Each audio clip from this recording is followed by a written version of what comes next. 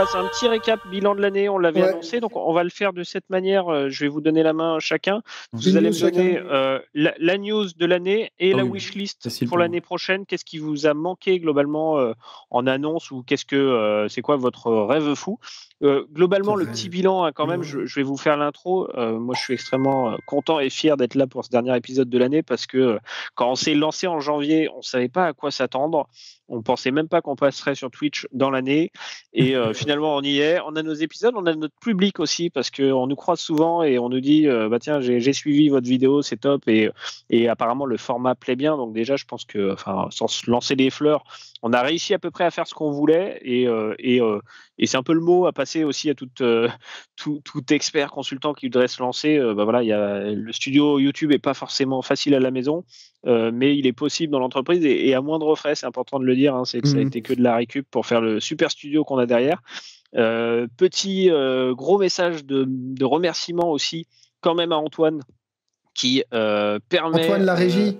Exactement, Antoine, qu'on ne voit pas. Antoine, tu peux peut-être faire un petit coucou d'ailleurs à la caméra. Est-ce que tu passerais pas devant la caméra pour qu'on te voit? Montre-toi la régie, montre-toi parce que c'est Antoine qui c'est Antoine qui montre brillamment tout ça et par exemple aujourd'hui il m'a récupéré en flux Teams. Je suis sur Teams moi de mon côté pour me projeter sur le Twitch. Donc voilà, c'est le roi de la débrouille et c'est ce qui rend le résultat encore plus concret. Donc on aura eu 9 épisodes plus 2 lives débrief, des builds et de l'Ignite. Je pense qu'on a fait une grosse année. On en fera encore plus l'année prochaine et on espère avoir des guests, notamment. Voilà, il y a quelques rendez-vous qui ont déjà été pris pour avoir de l'intervenant externe, des experts que vous connaissez sur YouTube. Il y a des lives déjà. Non, c'est plutôt Satya. On aura 1 million de vues, Benjamin, 1 million de vues. Bon, allez, on commence avec Benjamin. Première news que tu retiens de l'année. Qu'est-ce qui t'a marqué sur cette année 2023? Nous, c'est pas très compliqué. Moi, c'est les avatars. Non, je rigole. Ça va être l'arrivée de Fabric. L'arrivée de Fabric, forcément, avec tout ce qui s'ensuit et qui va de plus en plus prendre de la puissance. Nous, je sais que chez Expert Time, on travaille de plus en plus dessus. On est tous en train de monter en compétences autour. On voit vraiment, c'est propre. Il y a vraiment beaucoup de choses à faire. Les premiers cas clients arrivent. Il n'y a plus qu'un, hein. Donc pareil. Hein. Il y a des vraies avancées dans l'expérience proposée côté data platform. Des vraies avancées, des choses que j'aurais pas pu faire avant parce que j'aurais pas su que j'aurais les capacités de le faire. Et en fait, vu que c'est intégré dans Power BI, je m'y aventure plus facilement. Et derrière, en fait, je me rends compte que c'est pas si complexe que ça. Et je pense que derrière. Toi, tu fais partie de ces personnes qui viennent du monde Power BI et pour qui Fabric ouvre d'autres possibilités de scénario finalement, facilitant. Et c'est un peu la road from Power BI to Fabric, c'est globalement, tiens, j'ai plus de capacité derrière, de compétences, et sans pour autant me déstabiliser dans mes savoirs, je peux faire plus. Oui, parce que voilà, il y a plein de réutilisations, il y a plein de parallèles, il y a plein de façons de faire. Juste avant, où on aurait pu être bloqué techniquement sur certaines fonctionnalités avec Power BI, là, on va avoir la puissance d'un Data Factory, d'un Synapse, de Notebook en Python, des choses comme ça, qui vont nous permettre d'aller beaucoup plus loin. Donc voilà ce que moi je retiens de l'année qui arrive en fin d'année. Et si je fais le parallèle avec ce que j'attends le plus pour l'année prochaine, c'est que les fonctionnalités marchent. Ça se concrétise. Ouais, que ça devient concret maintenant. C'est que l'application de ces nouveaux outils au cas client fonctionne parfaitement, quoi. Je pense qu'on va avoir. Alors, c'est ça, Benjamin, on en avait parlé, hein, mais ce qui manque encore et qu'on attend côté Fabric, c'est par exemple les endpoints pour ajouter la couche de sécu qu'on doit avoir aujourd'hui sur une plateforme SaaS. C'est le CI/CD côté DevOps où on pouvait faire beaucoup de choses. Côté, là, on commence déjà avec GitHub et tout. Mais c'est pas encore ce qu'on avait au niveau de ce qu'on avait en industrialisation côté Synapse plus Power BI. Donc il manque quelques. Non, mais il faut que ça continue un peu. Ok, donc wishlist côté Fabric pour que l'outil soit plus complet. C'est ça qui continue et que. En fait, on en verra de plus en plus. De l'OLS, Benjamin. Non, j'en peux plus. C'est le running gag de Kevin depuis que je le connais. Il veut que, en fonction des gens qui se connectent, il ne voit pas le même graphique, qui n'est toujours pas faisable. Et un jour peut-être. Un jour. Pas natif. Mais donc donc voilà, juste se dire, on va commencer à appliquer ça au niveau client.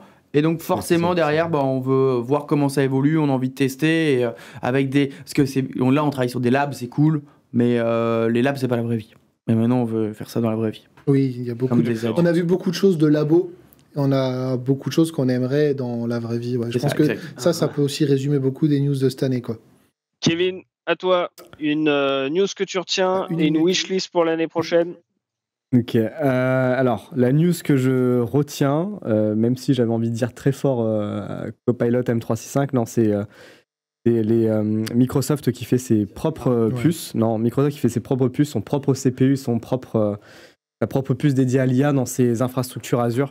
Là, je trouve que c'est une très très grosse avancée majeure parce que les modèles IA en fait sont extrêmement énergivores aujourd'hui tels qu'ils sont implémentés et fonctionnent sur les infrastructures cloud actuelles. Donc c'est un gros pas et qu'un acteur comme Microsoft qui fait partie des top 3 dans l'offre service cloud prennent les devants et fait déjà tourner des instances de Teams par exemple pour des clients de manière complètement transparente avec ces nouvelles puces déjà. Je trouve que c'est c'est un peu ma news coup de cœur. C'est cool. Et dans ma wishlist, c'est un peu lié à ça, c'est voir comment est-ce que l'IA va se développer l'année prochaine de manière concrète, parce que là, ça va être la 2e année, donc on rentre dans une maturité, on va dire, un peu plus forte. J'attends sur 3 aspects, sur l'aspect efficience énergétique, justement, est-ce que voir avec les annonces de tous les différents acteurs, en fait, comment est-ce que, d'un point de vue matériel, en fait, on va se positionner vis-à-vis de l'IA pour réduire un maximum l'impact. L'aspect des cas d'usage, du coup, comment est-ce que les clients vont les idées qu'ils vont nous apporter, et économiquement, est-ce qu'on va en termes de coût, est-ce qu'on va assister à une baisse ou on verra. Voilà. Donc globalement, ce que tu attends de voir, c'est la concrétisation des cas et des annonces de moins d'impact, moins de coûts, voir si ça se concrétise réellement, quoi. Tout à fait. Parfait. Romain, ta petite note. Moi, je viens de rajouter un truc à la wishlist. Comme ça, les Kevin vont apprendre à utiliser ChatGPT pour se synthétiser. Oh, tu parles. Il y en a un, il a dit, je fais le mot de la fin qui a duré 7 minutes. Mais en fait, plus sérieusement, bien sûr, dans la wishlist, moi, c'est tout ce qu'on a dit tout ce qu'on a discuté et échangé en fait avec Kevin, plus sérieusement. C'est ça, c'est Copilot Studio plus Semantic Kernel qui fonctionne en prod, pas en lab, en prod. comme tu as dit toi aussi, en fait, je reprends ça. Et moi, s'il y a une news à retenir, parce qu'en fait, on pourrait dire toutes les news de toutes les émissions sont fantastiques, mais tout le monde a été tellement beau, Benjamin. Le max. Non, moi, c'était la news green qui donne un petit espoir. C'est l'arrivée un jour du stockage à froid des données avec la gravure dans le quartz. C'est... Alors en plus ils font ça dans les pays froids, donc c'est ça qui est génial. Mais non, voilà, parce qu'aujourd'hui le problème de l'informatique c'est le stockage, et tout le stockage est à chaud, et tout le stockage est traité, analysé, modelé, tout ce qu'on veut H24. La donnée en elle-même, la donnée est chaude et produit, mais même une donnée qu'on ne touche pas, produit tellement de CO2, et le stockage à froid dans le quartz va avoir un impact écologique dingue, et ça je trouve que c'est la news dont personne ne parle nulle part. Pourtant, le projet, il est à 2 doigts de la commercialisation. Tout ce qu'ils ont besoin, c'est de réduire les coûts d'écriture. Donc, franchement, voilà. Moi, c'est ce que c'était mon plaisir. Non, pas de l'année prochaine. Je suis assez réaliste. On va quelques années quand même encore. Vous savez, j'en ai sous le pied. Moi, j'en ai vu. Moi, je suis vraiment au jour le jour maintenant dans l'IT. Le blasé. Sorry, mec. Le blasé. Le mec rêve plus, quoi. Si, je rêve de Copilot sémantique avec Kevin. C'est ça. Avec quel Kevin? Possible. C'est l'IA qui va devoir contextualiser le Kevin elle-même. Ok, parfait. Bon, voilà. Bon, c'était la petite fin. Globalement, je vous rejoins sur les annonces, bien évidemment. Moi, j'aurais dit fabrique comme Benjamin. Je pense fondamentalement, c'est quelque chose qu'on personnalité. Ouais, mais on l'attendait tellement, cette vision, et la promesse est plutôt là, donc extraordinaire. Et d'un point de vue petite annonce un peu geek de l'année, moi, l'annonce des avatars qui intègrent complètement ChatGPT. Et voilà, le commercial. Non, alors pas les avatars dans Teams, c'est les avatars. Ah, trop tard. Avatar le film? Non, les avatars côté Azure qui ont été annoncés au dernier Ignite, qu'on commence à tester, là, qui permettent d'intégrer le speech to text, plus la voix, plus l'avatar custom. Je trouve ça extraordinaire et je pense qu'on va faire pas mal de choses avec.